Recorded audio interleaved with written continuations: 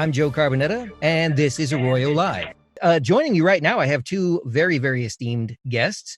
The first was definitely the longest serving and could arguably be called the most beloved mayor of Pasadena, former Mayor Bill Bogaard. Good evening to you. And also, another esteemed person joining us this evening is lawyer and author Diana Peterson-More. Good evening to you both, and how are you tonight? I'm fine, thank you, and I look forward to our discussion. Equally, I'm doing super well, and I can hardly wait to get going. Yes, thank you both for joining us. Mayor, well, I'm sorry, Bill. It's hard. Old habits die hard. Mr. Bogaard. Please call me Bill. We'll call you Bill. Okay. We were given information that very recently one of the former council members, Mr. Steve Hatterline, was diagnosed with COVID-19 and actually came down with symptoms that were relatively moderate. And thankfully, he's now recovered. But that certainly brings the pandemic fairly close to home for you in particular. I was wondering if you all wanted to give us your thoughts about that. Well, when I heard that Steve was suffering from the virus, I, of course, was anxious to talk with him and did so. He was very gracious, even though he was still suffering from the excess fatigue and other symptoms like headache when I did talk with him the first time. Fortunately, he's a very able person in good shape, a regular athlete, and he recovered from this virus fairly quickly and without too much serious difficulty. So we're all of his friends are cheering for his recovery. We were reelected for the fourth term in 2011. And you're also a lawyer by career, and not only practicing at one point, but teaching as well, as I understand it. And you as well, Diana, you're also a practicing lawyer. It's my understanding you do employment law. Is that correct? Well, I refer to myself as a recovering lawyer. I was a former practicing employment lawyer. I am a lawyer on inactive status, but I keep up to date, and I still do a lot of work that involves employment and employment law. Okay. All right. That's good to know. I'll try and keep that in the back of my mind. A recovering lawyer. I'm wondering if either of you would like to discuss the importance of effective communication during this pandemic and everything that will probably come as a result of this. As you mentioned kindly, I did write a book last year. It happened to have been called Consequential Communication in Turbulent Times, and boy, are these turbulent times. And I've been consulted with quite a bit lately, and I would just give a couple of really quick tips. I think it's really important to recognize that everyone's under a lot of stress and a lot of strain, so it's really important to think first and communicate second. And that could be taking the 15-second pause, or in the cool of the evening, or waiting 24 hours. The other thing I've noticed is that people, including yours truly, are overly sensitive, both in giving and receiving communication. And it's important to remember that we're all in this together, and we're all feeling concerned about uncertain times, and to be gentle, to be kind, to be forgiving. And last, one of the things that I've noticed, and I've been blogging about it, is the old lizard brain. The lizard brain is that immediate reaction, that fight or flight, which is a good instinct to have as a human, but it can also get us into trouble. It can also cause us to kind of blurt out those comments as opposed to thinking first. So those, in a nutshell, that's what I would say. But Bill, take it away. You're the great communicator. Well, you're the expert because of your very excellent book. But I would say communication, I agree with you 100%, is critically important in turbulent times. And I think we've been benefited significantly in California by the daily briefings from our governor, from our mayor, from the director of public health of the county of Los Angeles.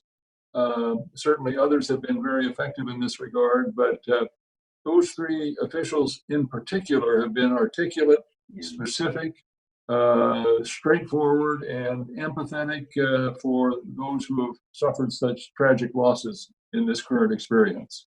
So I salute them and say that one of the keys for us as a community to survive the situation that we're in is transparency, is open communication, and good listening, which is even more important than listening is in ordinary interpersonal relations. But to listen carefully, and as Diana said, wait 15 seconds before reacting to stressful situations. Mhm. All right, I think that's definitely some good advice on the part of both of you.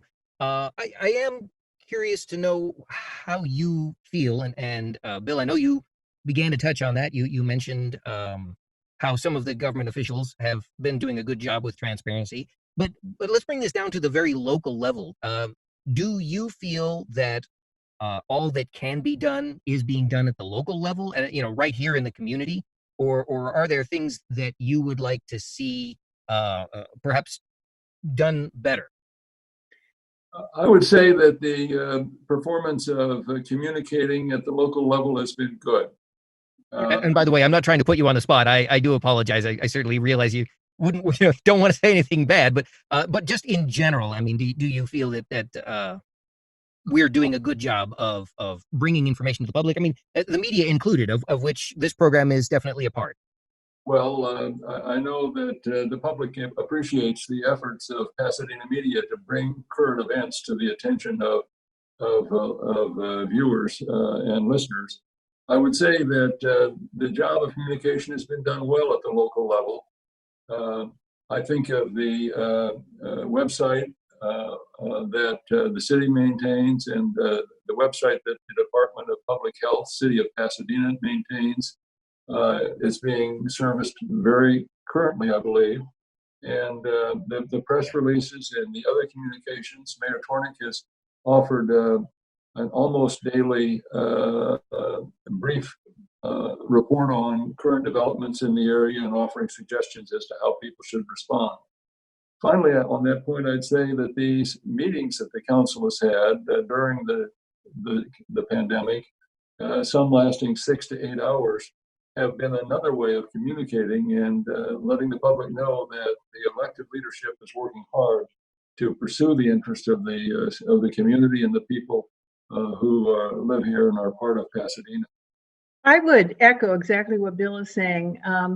2 points. One of them is communicate, over communicate, and then communicate some more. And when I open up my email every morning, whether it's my council member, Steve Madison, if it's Pasadena Now, if it's an alert from Pasadena Media, I think we are blessed with technology because we have so many avenues. There's also something that I believe about communication, which is the platinum rule as opposed to the golden rule. The golden rule is I would communicate with Bill the way Bill wants. I would communicate with Bill the way Diana wants to be communicated with. And the platinum rule is I should communicate with Bill the way he does. And some people listen, some people read, some people hear, but need it followed up in writing. And I think it's important to find those sources and resources. And there are so many in this community.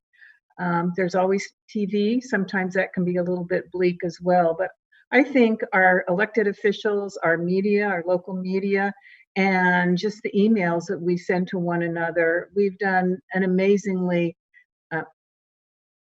good job because we're honest, we're transparent, and we communicate on an ongoing basis.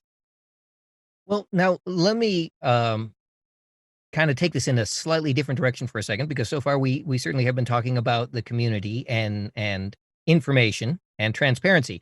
But what about the stresses that most of us are feeling now because we're all stuck at home? Certainly, there are a lot of challenges that this presents. There are many people that are fortunate enough to be able to work from home, and there are some people who are unable to work right now. But through it all, there's an awful lot of stress involved, and certainly communication can play a really big part in that.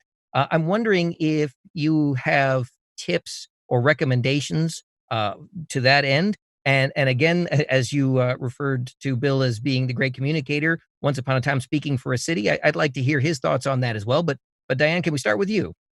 Sure. Bill touched upon this, but I really believe that communication is three things: listening, asking, and telling. And sadly, oftentimes people do too much telling and not enough listening and asking. It's critical to listen to people and to be able to acknowledge and honor their feelings, their fears, the uncertainty.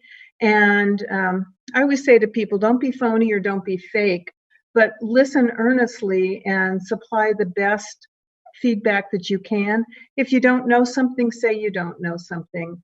Um, I would just say for me, there's been a lot of silver linings. I have spent more time. I have two young granddaughters. I've been playing Go Fish. I've been cooking chocolate chip cookies up yin yang. Some of my girlfriends said, we're all going to be fat alcoholics when this is over with. But I think that a lot of people are concerned with change, and I look at change as an opportunity for new horizons, basically. So I'm trying to focus on what are the silver linings, of which I think there are actually many. Okay. And Bill, how about you? What recommendations would you make for dealing with the stress of working from home and just life in general, being stuck at home? What comes to mind, Joe, is the experience that we've had while undergoing homebound living.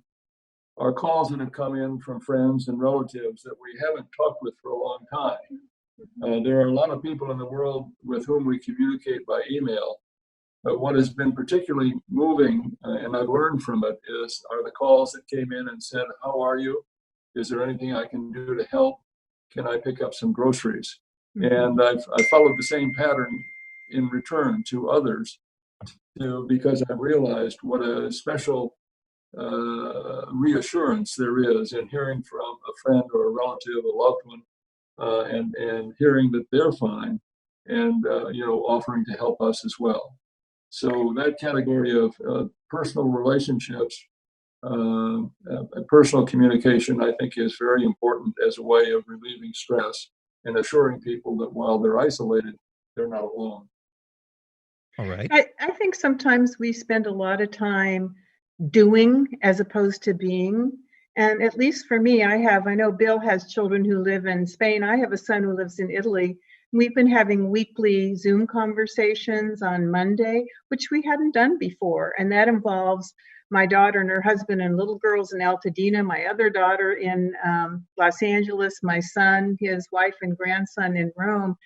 And we've started to develop new habits. I've also reconnected with friends through LinkedIn and other avenues that I haven't talked to in a long time. So I think our new normal, we're gonna slow down. And as my youngest used to say, slow down and smell the coffee, or slow down and smell the flowers. So that's, to me, another positive about this experience.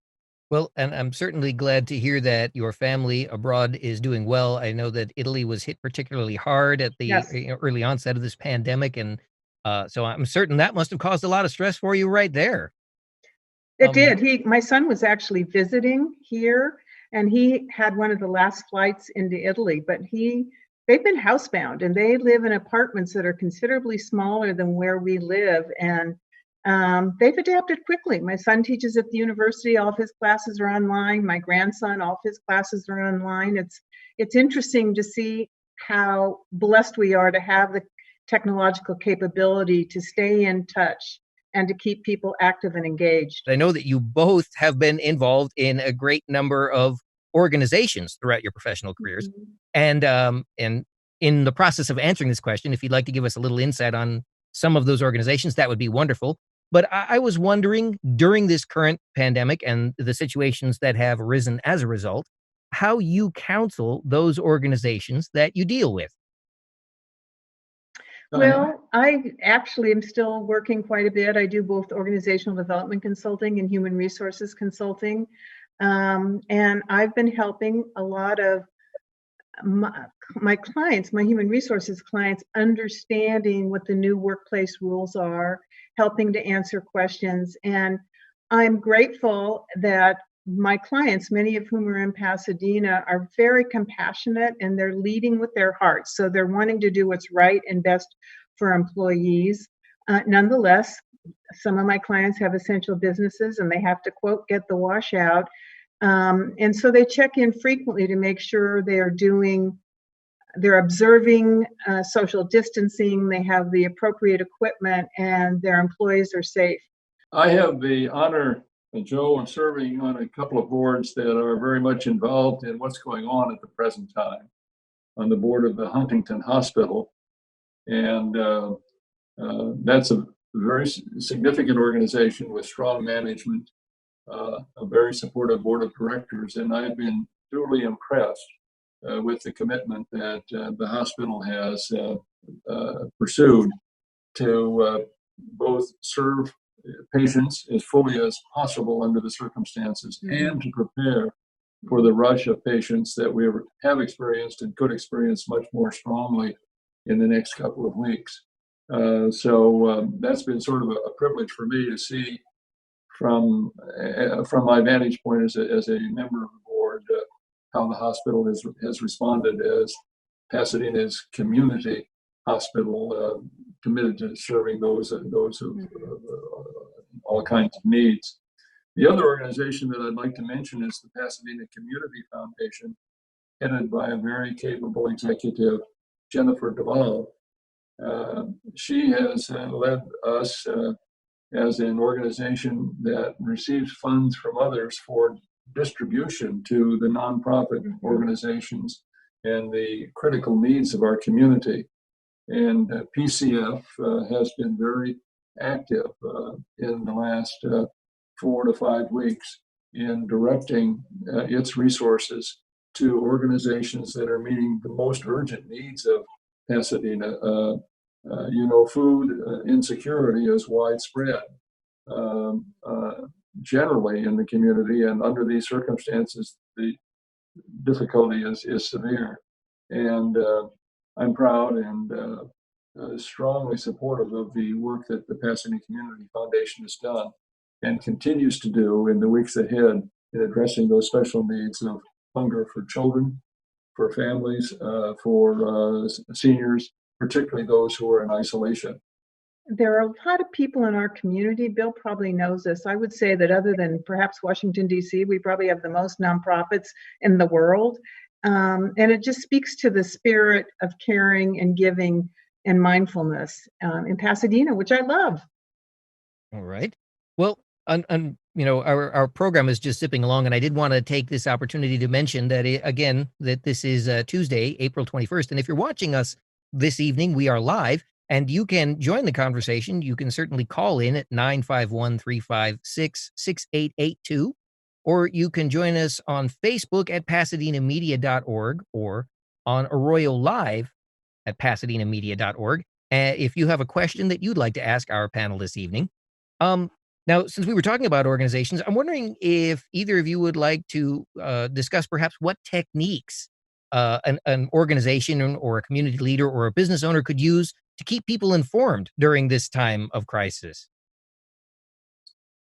Well, I think I would say that the organizations I'm affiliated with are doing a very good job of having, again, communicating in different methods and modes, having stand-up meetings to the extent some are in essential businesses, to sending emails, to sending text messages, to referring employees to what is going on and legally staying up to date. I'm very grateful. I'm sure Bill is as well. Adam Schiff regularly and Judy Chu regularly send out updates about what's going on in Washington. And I think most employers are able to. So I think there's a lot of ways to communicate and to help reduce fear and concern in these uncertain times. All right. Apologies there. I'm not really sure what happened. It seems we had another one of those little technical glitches. Diana has mentioned that technology has played a significant role in the experience that we're having with the coronavirus. And I would guess that she would agree that the outcome of this will be all more open and more inclined to use technology to communicate going forward. The whole notion of distance learning will be much more widely accepted in the future than it has been until now. And the organizations that I've been involved with are using online meetings as a way of keeping people informed. One organization held a so-called board of directors town hall. There was no official business. It wasn't an official meeting under the bylaws of the organization, but it was an opportunity for the members of the board and the senior members of staff to sit in an electronic circle and talk about some of the problems they're facing and get some ideas from both sides, the staff and the board, as to how to go forward. Owing to the fact that you both have legal backgrounds, I was wondering if in this strange new era where we are all working from various locations other than centralized ones, and we have now become so heavily dependent on avenues of communication like social media and these chat platforms like the one we're using this evening, do you have any recommendations for best practices or things to definitely avoid when attempting to do business this way? Actually, that's my blog this week in terms of how to conduct effective online. I happen to have picked Zoom meetings. And I think it's really important, as in most meetings, to have an agenda, to have the agenda go out in advance, to have it be timed, and also to have ground rules. I mean, the good news is when someone's speaking, at least on Zoom, our face is lit up. But some of the ground rules are one at a time, maybe wait to be called upon. Critical to avoid people talking over one another, which can happen. It can be a little bit like herding cats. I'm a big believer in timed agendas, and I'm a big believer in having the right people there, meaning the people with the skill sets, as opposed to necessarily the people with the job titles or the organization titles. So I would say definitely it's an opportunity with this technology to define what does success look like, what do you want the outcome to be, and then to figure out ground rules and methods and modes to achieve it. I do think that the structure of meetings that Diana described so well, agendas and timing and preparation and appropriate preparation reports, staff reports, are even more important in the use of online meeting techniques and applications, because once the meeting begins, people's ability to communicate and follow up and so on beyond what has been done when the meeting began is quite limited because of the separation. So I second Diana's suggestions in that regard as more important today than ever before. I'm wondering if each of you would take a moment to share what you do to try and maintain a healthy outlook, since we are all trapped at home these days. I'm fostering an Australian Shepherd, who you can hear crying in the background, by the way, who formerly belonged to my daughter and son-in-law, and then baby girl number 1 came along and baby girl number 2. And he insists that we play Frisbee several times a day and that we take walks. So that, and I must admit, I'm a pretty competitive person, mostly with myself, and I have a Fitbit, so I make sure I get my 10,000 steps in every day. And I've also noticed, a couple months ago, I wrote a blog on how kind of people were not very kind to one another when they were walking their dog. But I've noticed now that I live near Orange Grove Boulevard, so there's a fairly large grassy knoll on either side. It's not a knoll, it's a grassy area. And people will wear their masks and they will keep a distance and they'll nod at one another or give a hi sign to one another. And it's actually been very pleasant, I find, because we're all in this together, and there's that sense of we're all in this together. Normally, it's not my practice to walk our family dog. My wife, Claire, loves to do that every morning, but under the current circumstances, I've been taking the dog out at the end of the day, just before dinner, and I would say that the dog loves it, and I love it. I've had the same experience, a high level of courtesy and care on the part of the neighbors who are walking in much larger numbers than normal. and that's certainly a stress reliever for me, as well as a source of limited exercise. I miss a more vigorous practice of exercising in a gym, and I'm looking forward to getting back to that as soon as possible. There's actually quite a few online classes that my friends tell me about. I have yet to organize my life to do it, but everything from Zumba classes to Pilates to active strength relief, strength activities. So it's nice to know that those activities are out there and easily accessible. I know we're just about out of time. I'm wondering if either of you would have recommendations for information or services or organizations that people can look to for assistance. In this difficult time, if you have recommendations, especially for people that might be feeling the stress of being sequestered, especially when they're alone. Pasadena is blessed with a huge number of nonprofit organizations, and so many of them are extremely dedicated and committed. They're fortunate in having strong financial support from their supporters, their donors. And I would say, depending on the need, those organizations should be approached. Union Station is one that is fabulous in its service to the community, its compassionate and caring support for those who are homeless or who are about to be homeless or who need service and support once they're housed in facilities for the first time in a while.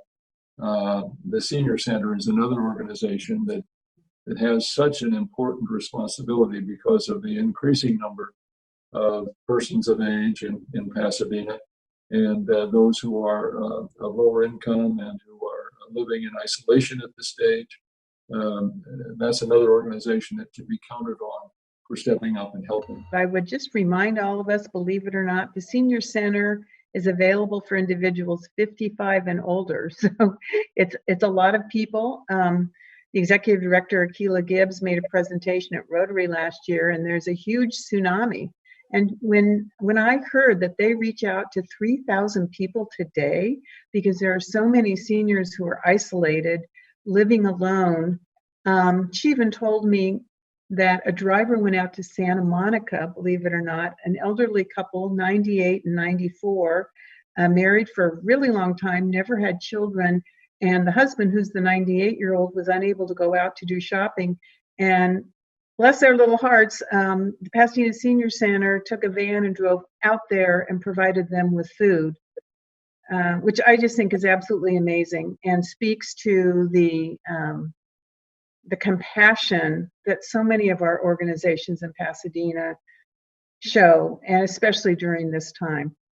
To read about the steps that people have taken out of generosity, if their situation is stable and secure, so many people have stepped up to take care of others in the way that Diana has described. And that really is part of seeing our way through all of the stresses of the crisis that we find ourselves dealing with at present.